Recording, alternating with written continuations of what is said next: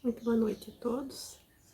É com muita alegria que mais uma vez nós refletimos a mensagem do Mestre Jesus, à luz da doutrina espírita.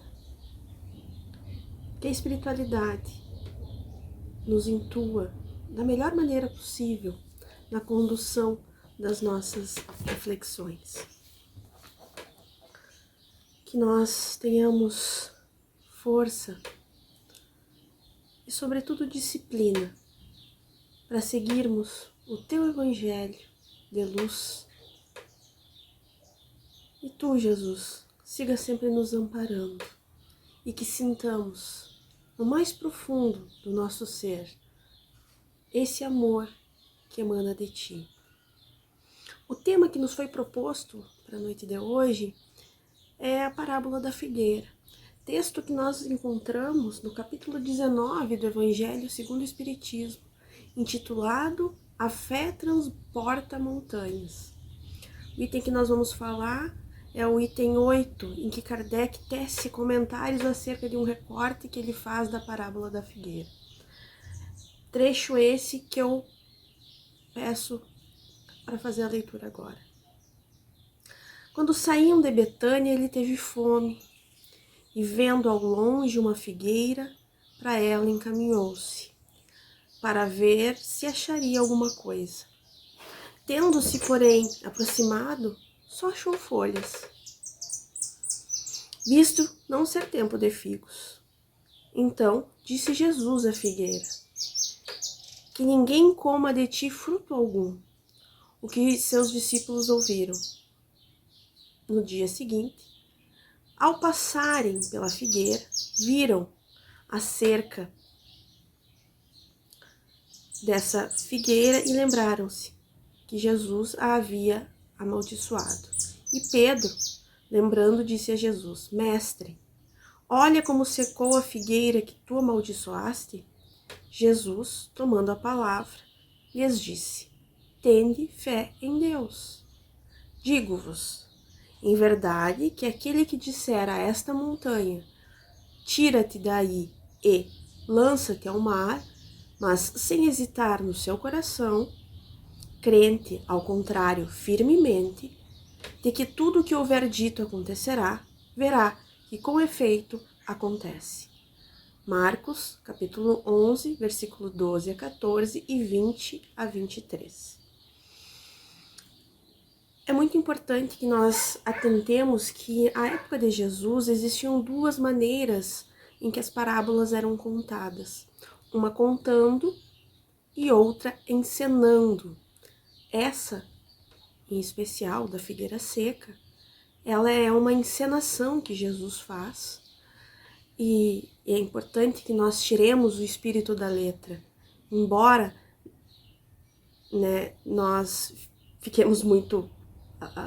nos chama a atenção porque Jesus secou a coitada da árvore, não. Jesus encenou algo, era corriqueiro naquela época esse tipo de forma de ensino. Nessa época do ano em que se relata a parábola, era abril, pelos textos que nós estudamos. Época em que o figo florescia, mas só frutificava em junho. Ou seja, frutificaria após a folhagem completa. Mas o comum das figueiras nessa época, no caso abril, é não ter nem folhas ainda, né? É um tempo em que surgem as chamadas bêberas, que são aqueles frutos menores. E é por isso que essa planta chamou a atenção de Jesus, porque ela era uma figueira um pouco adiantada. Então imaginemos que quando Jesus estava a caminho de Betânia, Jerusalém, a paisagem repleta de figueiras e de videiras, porque eram plantas feitas juntas, eram plantadas juntas, todas estavam sem folhas, e então no meio a isso tudo, Jesus vê aquela figueira frondosa, com folhas. E ele imagina que teria algo. porque se tem folhas, fatalmente ela teria passado pela fase da floração dos figos. Então, se faz necessário que nós atentemos, né, também ao fato de que tipo de fome se referia a Jesus. Visto que ele, sempre que viajava e passava por esse trecho, ele se hospedava na casa de Marta e Maria. E elas não os deixariam sair sem a devida alimentação. Então, Jesus, quando olha a figueira, e sabemos que o Mestre Jesus não fazia nenhum tipo de comentário, nada na sua fala ou no seu agir estava fora do que ele queria nos ensinar e nos deixar para aprendizado, é que era um ensino que matasse a fome da nossa alma. Nesse contexto, nós encontramos no Evangelho de João, no capítulo 4, versículo 30 ao 34, a seguinte referência: Entretanto, os discípulos lhe rogaram, dizendo: Rabi, come. Ele, porém, lhes disse: Uma comida tenho para comer, mas vós não conheceis. Então os discípulos diziam uns aos outros: Trouxe-lhe porventura algo de comer? E Jesus disse-lhes: A minha comida é fazer a vontade daquele que me enviou e realizar a sua obra. Aqui então nós temos um sinal de quando Jesus sentia fome, ele procurava um tipo específico de alimento. Ou seja, fazer a vontade de quem enviou ele, realizar a sua obra. Vemos menções ao fruto como sendo o fruto de Israel. Hoje nós sabemos que é o mundo todo. Mesmo tendo uma bagagem falha, né, que não consegue oferecer frutos, João Batista, quando está no deserto, ele faz uma pergunta: produzir frutos dignos de arrependimento. E Jesus, quando profere o Sermão do Monte, em determinado momento, ele diz: Bem-aventurados os que têm fome e sede de justiça, porque serão saciados. A justiça como uma qualidade do justo, sentir de maneira mais profunda do ser. Quando nós vemos nos textos bíblicos o homem sendo comparado a uma árvore, a árvore de Israel recebeu a prerrogativa de guiar os demais. E quem recebe uma prerrogativa precisa mostrar os frutos do que lhe foi confiado. E é exatamente essa referência que Kardec usa. A figueira seca é semelhante ao símbolo das pessoas que apenas aparentam o bem, mas na verdade não produzem nada de bom. É também o símbolo de todas as pessoas que podem ser úteis e não são. Então nós buscamos referência no benfeitor Emmanuel, no livro A Caminho da Luz, e que tem um capítulo falando sobre o povo de Israel, em que diz que dos espíritos degradados na terra foram os hebreus, que constituíram a raça mais forte e homogênea, mantendo inalterados os seus caracteres através de todas as mutações. Examinando esse povo notável, no seu passado longínquo, reconhecemos que se era grande a sua certeza na existência de Deus, muito grande também era o seu orgulho dentro das suas concepções e realidades divinas. Naturalmente, nós somos levados a nos perguntar por que a referência de Jesus à árvore de Israel, à árvore de Davi, né? Para levar a efeito as suas divinas lições na humanidade.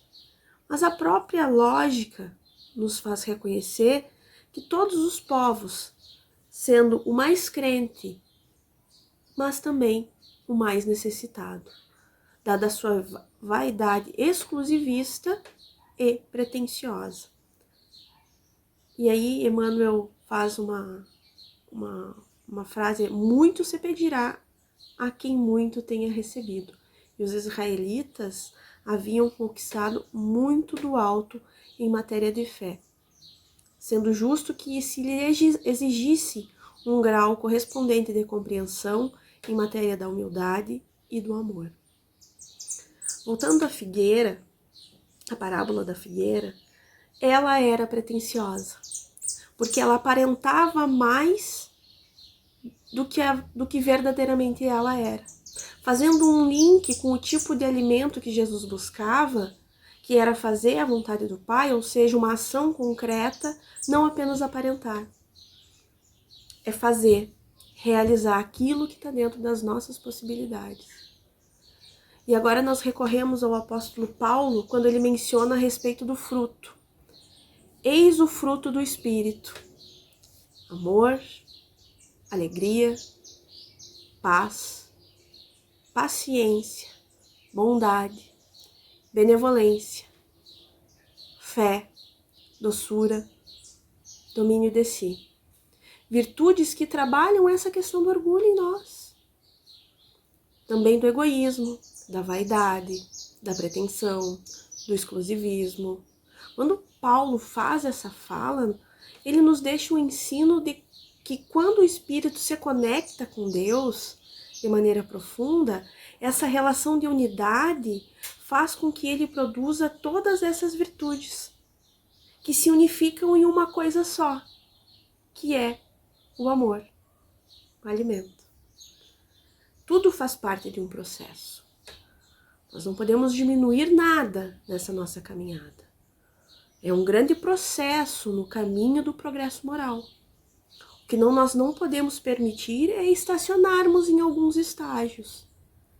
Nós já estudamos, nós já conhecemos, nós já temos alguma condição para apresentar algum resultado e voluntariamente nós não apresentamos um resultado, isso nos prejudica.